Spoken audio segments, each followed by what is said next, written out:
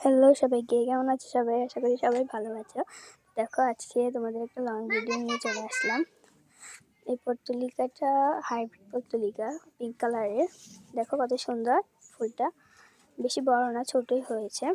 শীতের শেষের ফুলগুলো আমার বাগানে এখন ফুটছে, দেখতেই পাচ্ছ।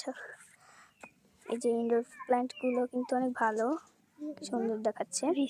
আর অ্যাডেনিয়ামটাও কিন্তু অনেক সুন্দর কুড়ি এসেছে।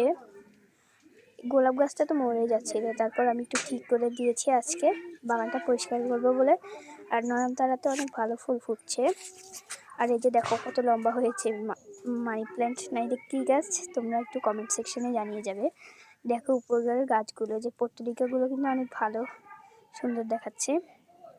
আর এই যে দেখো কাটা মুকুটের গাছটা, এই ইনডোর প্ল্যান্টটা না। আর দেখো এগুলো তো পুরো একদম জঙ্গল হয়ে গিয়েছে। গাঁদা ফুল গাছটা অনেক বড় হয়ে গিয়েছে, ড্রাগন ফুলের টবের মধ্যে উঠেছিল। আর এই যে দেখো এই ফুল গাছটার নাম জানি না, এটার মধ্যে কুড়ি চলে এসেছে, দেখতে পাচ্ছ। অ্যালোভেরা গাছটার মধ্যে কিন্তু অনেক বাচ্চা, দেখো ভালো করে দেখো অ্যালোভেরা গাছটাকে।